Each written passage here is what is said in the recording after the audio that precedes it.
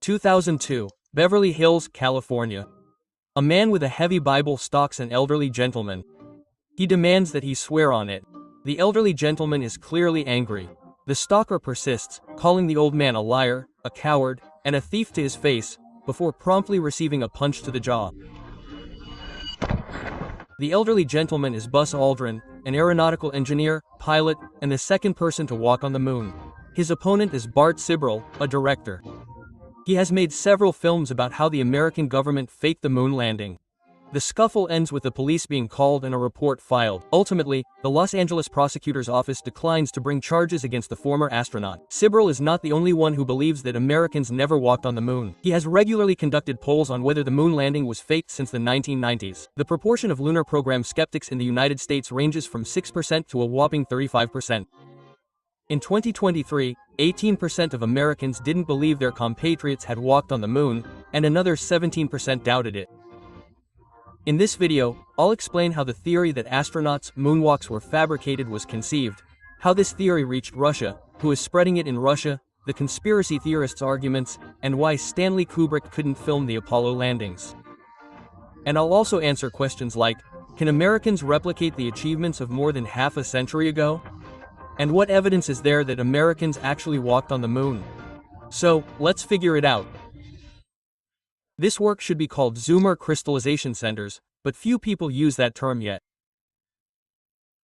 And not everyone considers the term Zoomer to be synonymous with.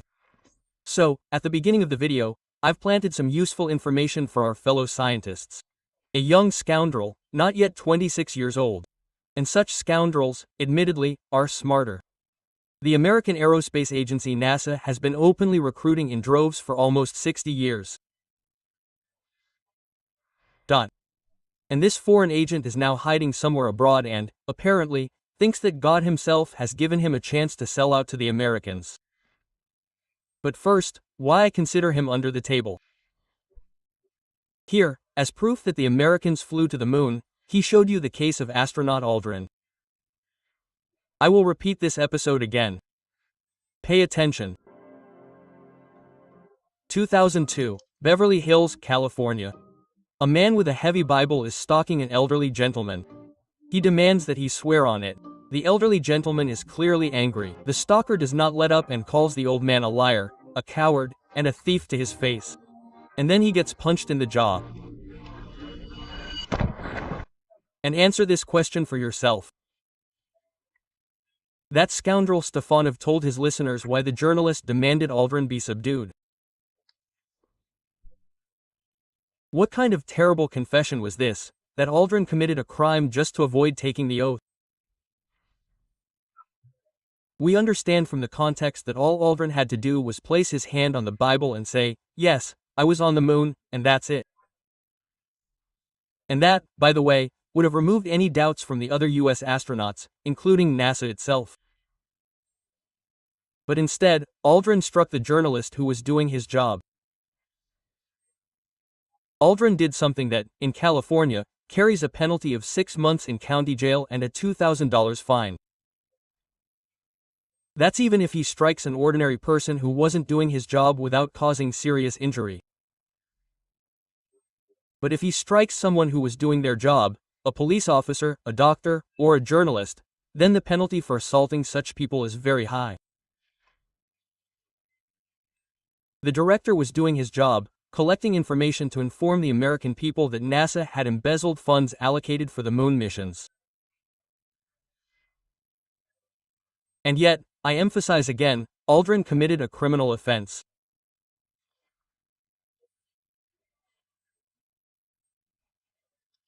Even if he was convinced that honest prosecutors don't exist and that the government would forbid the prosecutor from bringing a criminal case against him, was all that hassle with the police and the court worth Olldrin simply putting his hand on the Bible and saying, yes, I was on the moon?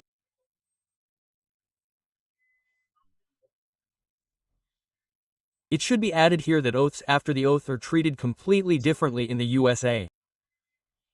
Not like in the USSR or Russia. And if, for example, you lied after taking the oath in court, then in, say, Tennessee, you can get up to 15 years in prison.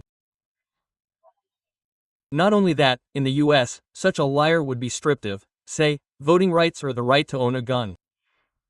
And that's not all. Oldrain was the first and only person who, according to the US moon hoax legend, conducted a brief Christian service, communion on the moon immediately after the landing. That's why the journalist slipped him a Bible. A Bible testimony would have earned Oldrain the contempt of all Christians in the Shah, and there are many of them.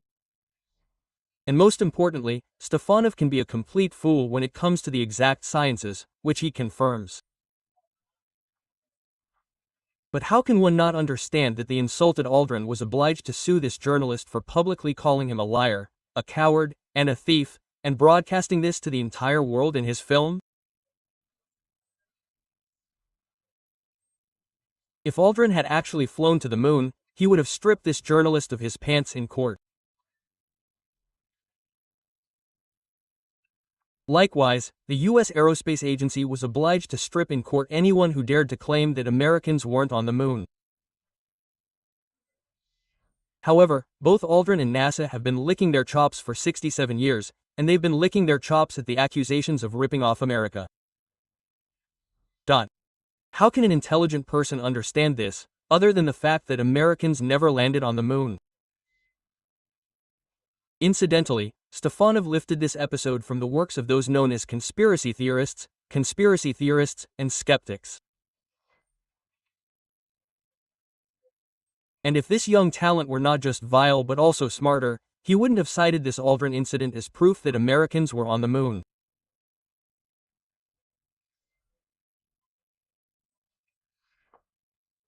And speaking of science, if poor Штефанов had understood the meaning of the facts he'd been prattling on for 50 minutes, he wouldn't have cited this photo as proof that Oldrain was on the moon. The poor guy didn't realize that this photo, from the moment it was published, has been considered proof that Americans weren't on the moon. Why was the Swedish Halblad camera, which Armstrong allegedly used to take this photo, supposedly strapped to his chest, when in the video recording of this scam, they forgot to attach it to the actor? And the photo of Oldrain, as anyone with even a modicum of intelligence could see, was firstly taken from a height of over 2 meters, as if by a special photographer who wasn't supposed to be on the moon. Therefore, the smarter NASA Halloys, on NASA's instructions, initially explained this by claiming that Oldrain had supposedly climbed into a hole to film on the moon, and Armstrong had filmed him from above, but then quickly shut up, since no such special hole was visible in the photo. But since Oldrain was photographed from above, that means it wasn't the astronaut Oldrain, but a dummy. And this dummy was photographed on a soundstage. I repeat, this photo is one of thousands of pieces of evidence proving that there were no Americans on the moon. But that's not all there is to this photo. The real moon is illuminated evenly by the sun, just like the surface of the Earth, for example. But in the photo, Oldrain stands in a spotlight, illuminated by a spotlight, while the entire pavilion surface is dark. How is this supposed to be understood? And when you shove these facts in the faces of NASA's weaklings, they just grunt. You'll laugh, but that's not all.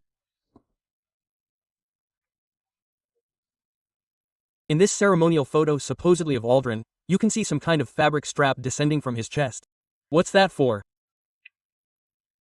And look at the photo supposedly taken by Armstrong as Oldrain was supposedly descending from the lunar module onto the moon.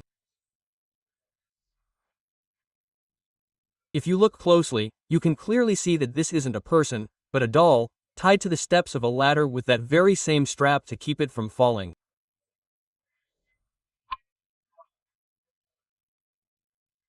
And these facts proving that Americans never walked on the moon have been described thousands of times over the past 60 years, yet this idiot blogger can't understand them and stupidly cites them as evidence that Americans walked on the moon.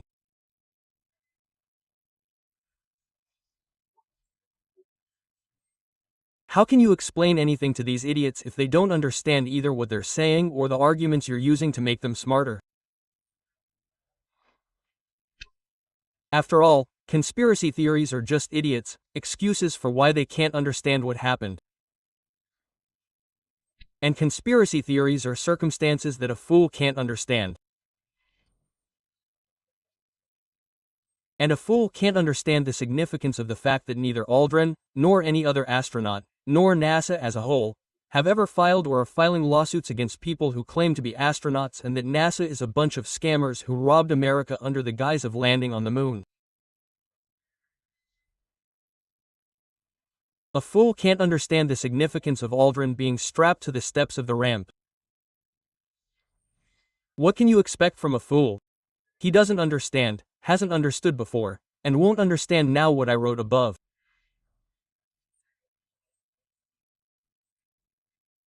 Штефанов rightly calls me the one who started the rumors in Russia that the Americans weren't on the moon, because by 2006, I had compiled all my work on this topic into a book, The US Moon Hoax, in which I examined not only the facts proving that the Americans weren't on the moon but also exposed the idiocy of all the NASA insiders who try to dispute these facts.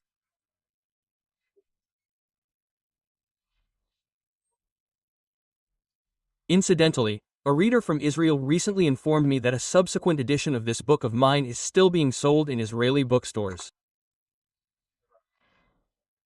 This book contains over 400 pages of analysis of the US moon hoax. But what Штефанов says about the facts I've presented is either base or foolish, even distorting what I've stated in just a few words, since I described entirely different motives for the USSR party nomenclature's complicity in this US scam.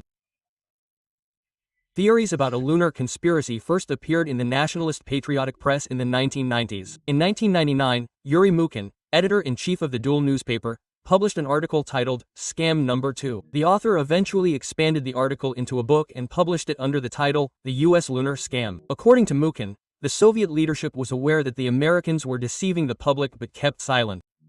The communist bigwigs, Mukin claimed, feared that the Americans would investigate why the party nomenclatura slandered Stalin at the 20th Congress and therefore decided not to expose the American lunar conspiracy. Mukin cast doubt not only on the lunar expeditions. Yuri Ignatievich is a prolific author. He has a book claiming that Boris Yeltsin died in 1996 and was replaced by doubles. In another book, he reveals the horrific truth about how the Poles in Katana were, it turns out, executed by the Germans. On Russian-language communist YouTube, Mukin's arguments on this topic, the Katana affair, are constantly repeated. Mukin also has a book about the September 11th attacks on the Twin Towers. According to the author, they were orchestrated by the American government itself. And when COVID-19 struck, Yuri Ignatievich wrote a book called The COVID-19 Scam. In it, he claimed that COVID-19 was just a regular seasonal flu, and that the global pandemic was concocted by pharmaceutical companies. In short, it's hard to find a hidden truth that Yuri Ignatievich hasn't revealed to his readers. It's funny how he's trying to humiliate me by saying I can't possibly be an expert on the scams he's listed, which I've uncovered in my own life, because such people don't exist. Штефанов isn't bothered by the fact that he's an even greater expert than I am, since he judges whether I'm a true expert without even delving into the issues I'm discussing.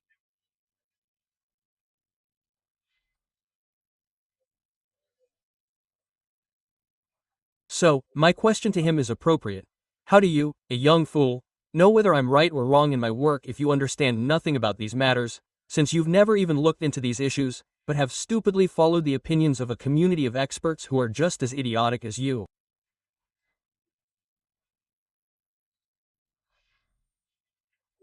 If you remember, at the beginning of the video, Штефанов promises to show why Stanley Kubrick couldn't film the Apollo landings. Now he has.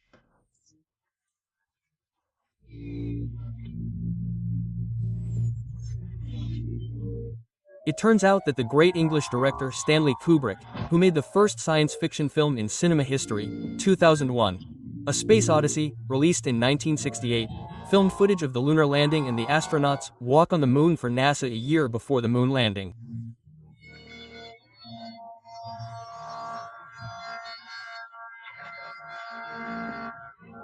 And NASA doesn't deny it. Look, it turns out that many of the lunar sequences were indeed filmed on Earth. And the NASA archives are full of footage that illustrates this. However, for some reason, the space agency kept them secret for a long time, and then finally did. Why? So they admit it.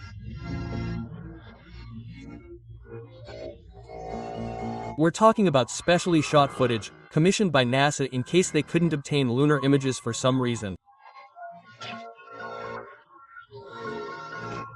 So, do you understand the subtlety of this story? And I launch a man to the moon, and just in case that doesn't work out, I film him landing on the moon. If this is revealed, I can say, well, yes, we did it just to show it, just in case it doesn't happen. And it's impossible to verify because there are no documents.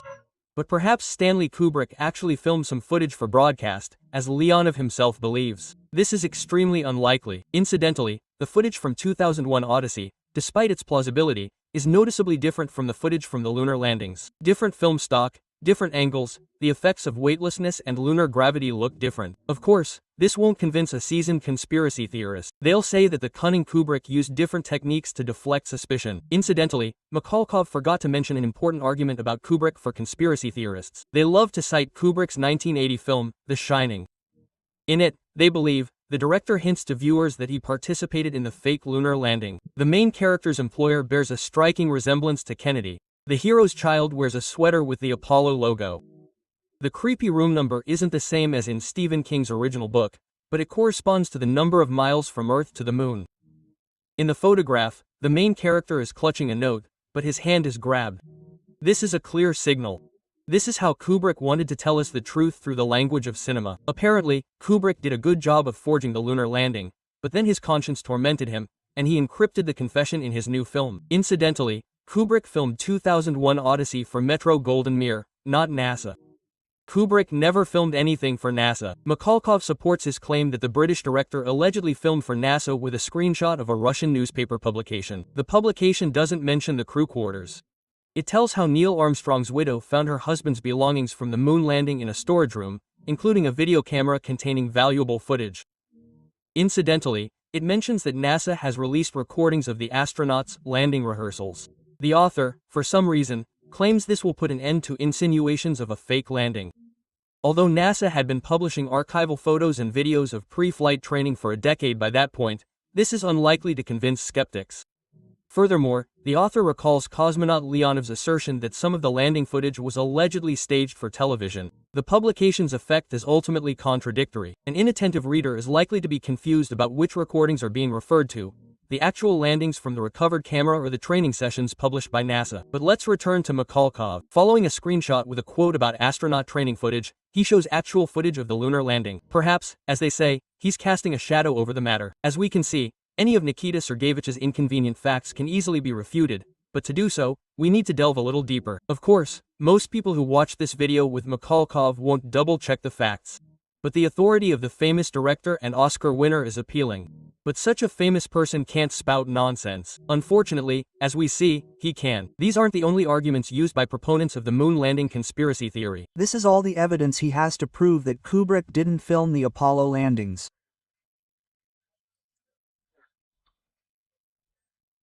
But Podlednov can't help but know that Stanley Kubrick, despite the moral toll this lie took on all of humanity, gave an interview to director Patrick Murray 3 days before his sudden death in March 1999, agreeing to publish the interview 15 years after Kubrick's death.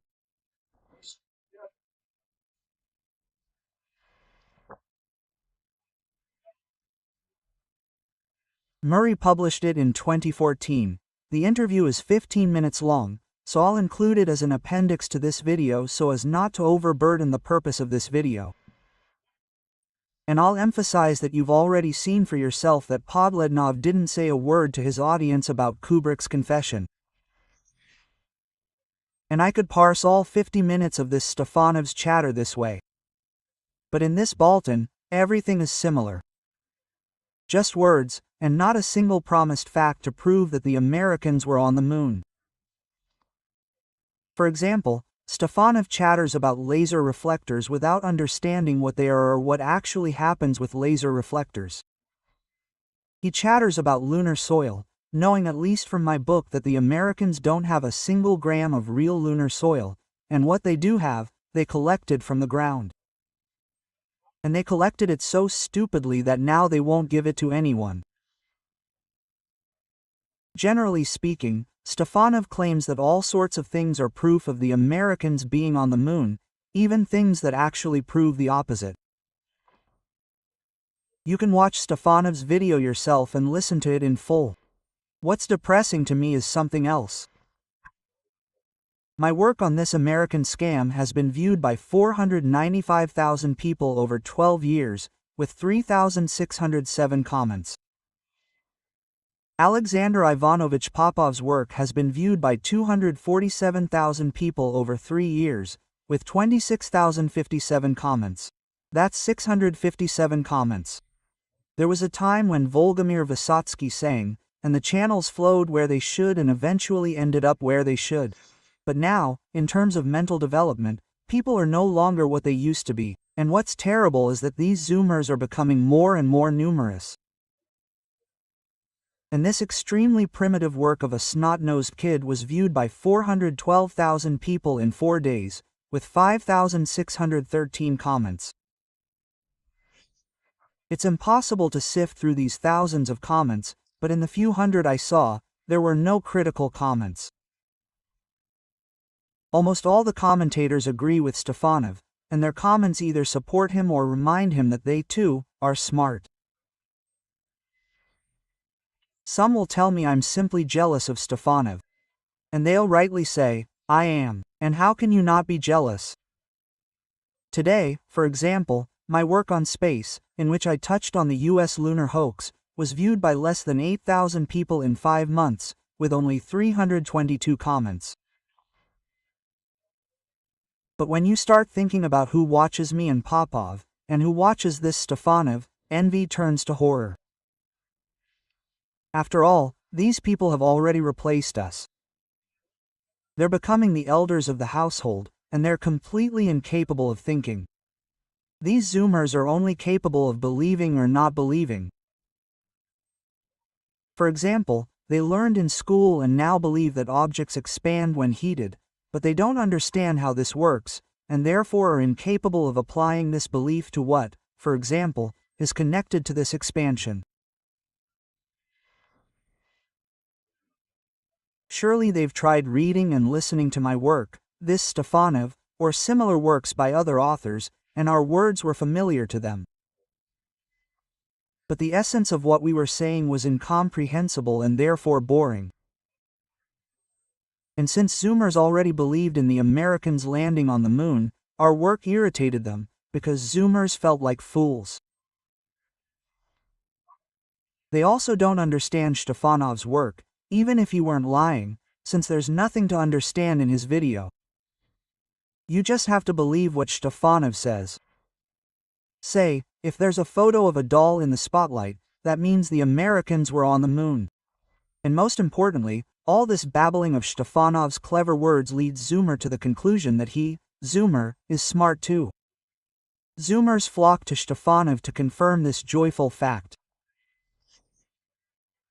A supersaturated solution, in which a crystalline substance is bound to separate, requires the presence of crystallization centers, the presence of sarons or gas bubbles, for crystallization to begin. And if such crystallization centers appear, the crystallization process occurs almost instantly. So, bloggers like Štefanov are the crystallization centers of the stupid mass of cretins that is the generation that follows us. And the scary thing is that these idiots in this crowd of Zoomers continue to get stupider, turning into a herd that can be led anywhere, by convincing it of any stupidity, even of stupidity that is fatal for them.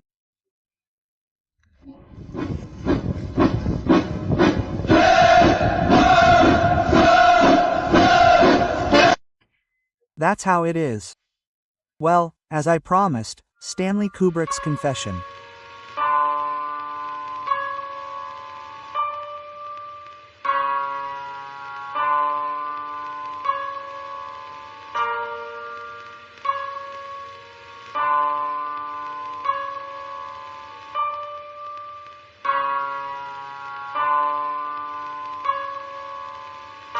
Tell me about the making of it.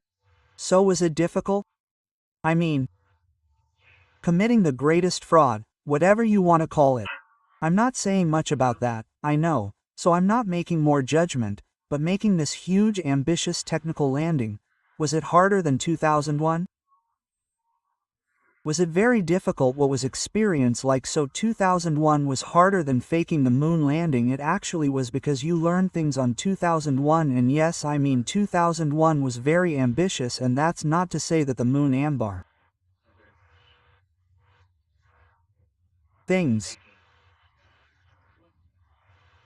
got in place right.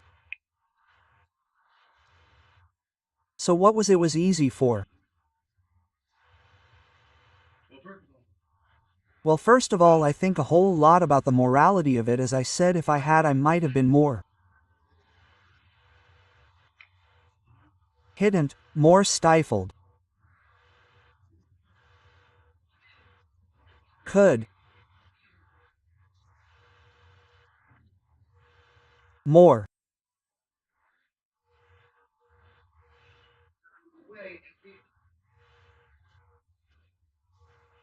around him who came down and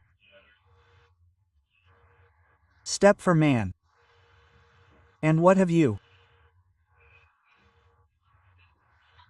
That this was going to a living experience for him, and I mean on a major scale. Actually, he was rather tortured by the rest of his life, really. I mean, that why didn't have interviews, and, in fact, that actually began to affect my own perception of it, watching what happened to him. Okay, in what way? Seeing the deterrence of him. And was he depressed? Or, he was depressed. Drinking heavy. Bed avoiding.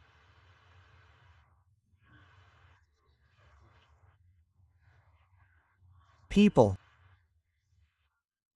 Bell or something to swear in a Bible.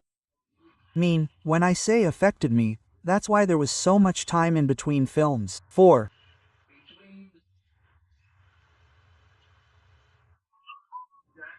Metal jacket, and between the shiny and jacket was about years. Between jacket and eyes shut is 13 years, and a lot of that time was spent just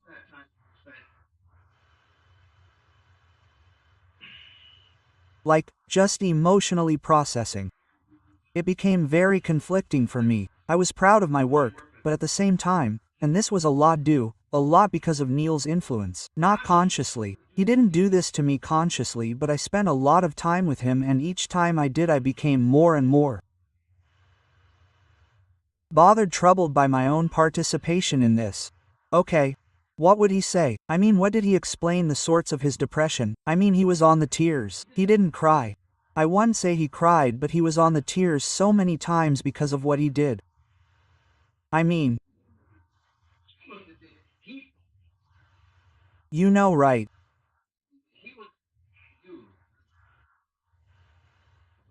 Who?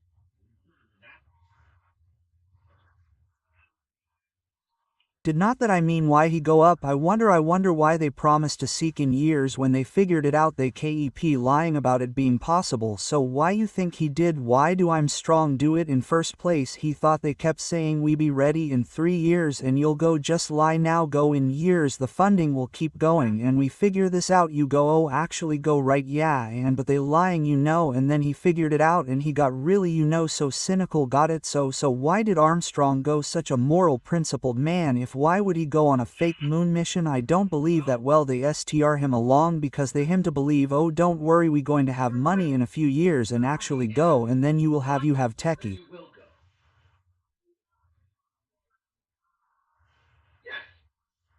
We'll have enough. Well, yes, they will be able to actually perform the miracle. Going to the and yes, would be in the so other I let clear. Kennedy said, a psychological deadline of the 60s, they knew they couldn't beat it. Right. If they did, you're saying they sincerely thought that they would really get there with a few years. I believe yes, they did think so. That's what they mean. That's about some there was a difference of opinion. There were some that believed just honestly that we will never be able to get to this. Just no chance. At Werner and I used to have coffee in the mornings and he was like, there's no way, so go you, that some people didn't believe that you could go even BR, of course, did. The director didn't think so, the man was just too brilliant, he knew that we couldn't do it. So okay, I talk about a guy working on two lost causes, theism and the quest for the moon. And he didn't tell them. Did he ever tell them?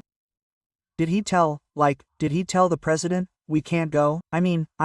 He must have been broke the news. He was very old, of course, at the time, and a lot of people just dismissed him.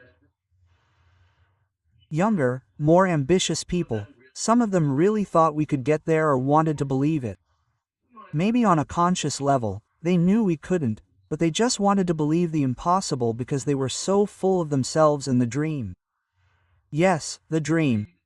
The dream was very powerful, and that's what the old Armstrong here, the noble stand-up guy, and he didn't want to be part of the lie, but he knew he'd get a seat if he played ball on when they actually did go up. He was too good for this, but that day never came. Obviously that day never came, and what did that do to him?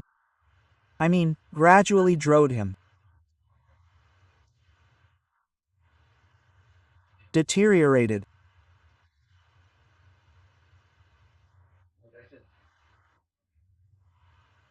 Like I said, he drank a lot, he was full of self-mination, and so was I, mainly from his influence, almost like I caught it okay from him. And I'll tell the story about I talked to him one last time before his death and he made me promise to get this news out. It was too great. One last conversation, that. Right, the last conversation you had was about 3 months ago, and he said, that, that he's going to write a letter and put in a drawer, maybe his wife give out, you're a media guy, you got to tell the truth, one day, before he encouraged me to tell the truth, he couldn't because of reasons, because he was a government employee his whole life and had a government pension, and here I'm a millionaire, you can afford to Stanley tell the truth. I'm still. Get a government pension, you know what I'm saying, and that's been eating on you to do this, and that's why you're not doing it now. You're 15 years from now or whenever, what you're telling this, that's why you're noting CNN. It's because you're going to honor his wish, but you're not ready for it now to come out. But this is your doing. I'm putting it off because I think it'll be because you don't want your family, you want to be dead, and you want your family to have 15 years on it. Your wife will probably be dead and your kid will be grown, right? You want distance from your legacy, from this truth, that's it. So what happened?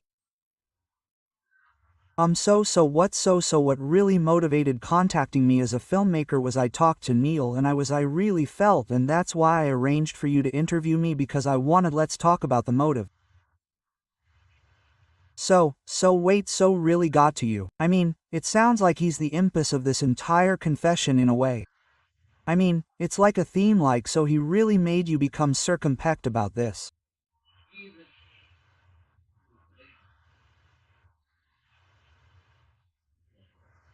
He couldn't do it himself. He has a pension to worry about. I had basically nothing to lose. I'm established filmer, not involved with the government in any way except for this one job. And I made my millions. Really basically set for life. I'm almost 70, but you still must fear one thing they can do to you, which is I don't know. Do you ever do you ever war them killing you of the secret? You have become a bit of a reckless. I don't know, yeah. Umgar, Howard Henger and me, right, and to some degree Neil. But did they, did any of them think that the government was out to get them? And I'm not saying you think that, do you? The government obviously said they'll kill you. Obviously the government said we'll kill you if you say anything. That's a standard top secret sort of penalty. It's understood even if it's not right. But they did say it to you, I presume. Yeah. They did. I mean the government said basic. So it was cute about it, but yeah, it was said in no uncertain terms. So why are you so this one can't get you killed? Well, that's why I'm delaying 15 years, not going to be seen until 15 years after. Well, no, that's if you die tomorrow, you're not going to die tomorrow, clearly try. So why you get killed by doing this could kill you, why you doing it? Well, this is not going to be seen until years, that's why you have signed the NDA and all these. Okay, that's right, alright, well, that makes sense now, okay, I understand that now, alright. It should be, but I want there to be some kind of cushion for my family. 15 years seems like a good after my death. 15 years after my death, but okay, so let's take a step back. You're making this tape out of an effect Neil had on you. I mean, Armstrong sort of influence much. Takes a catalyst.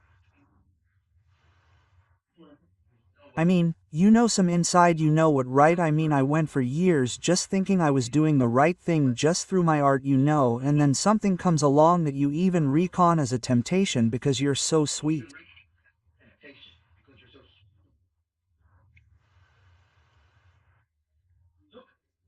It took someone like Neil Armstrong and time to hammer into.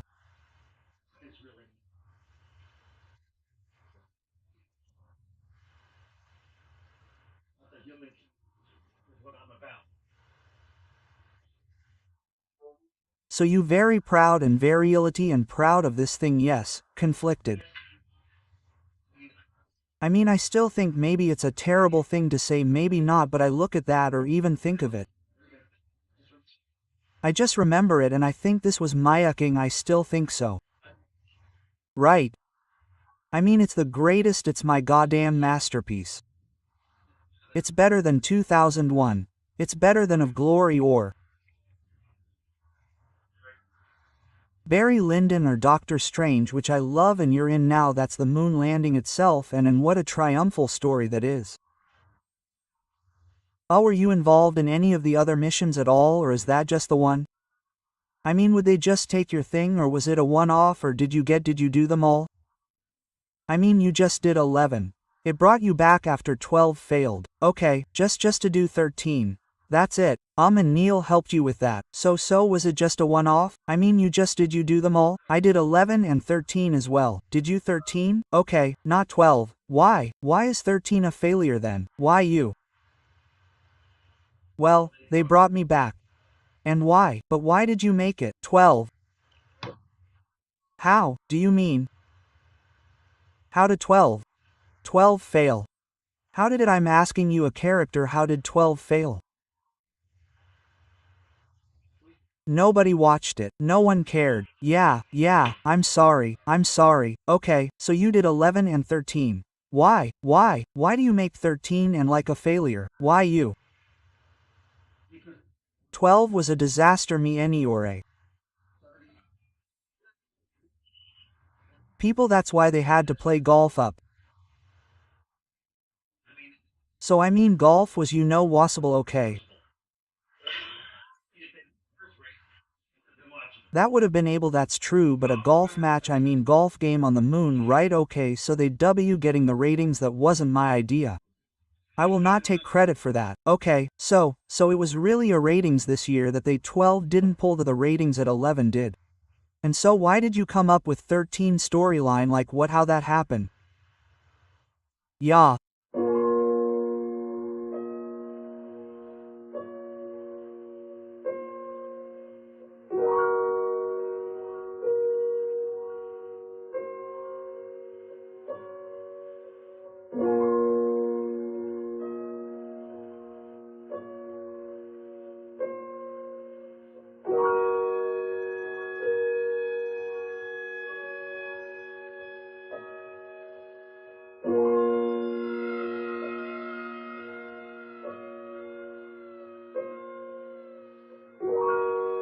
Don't.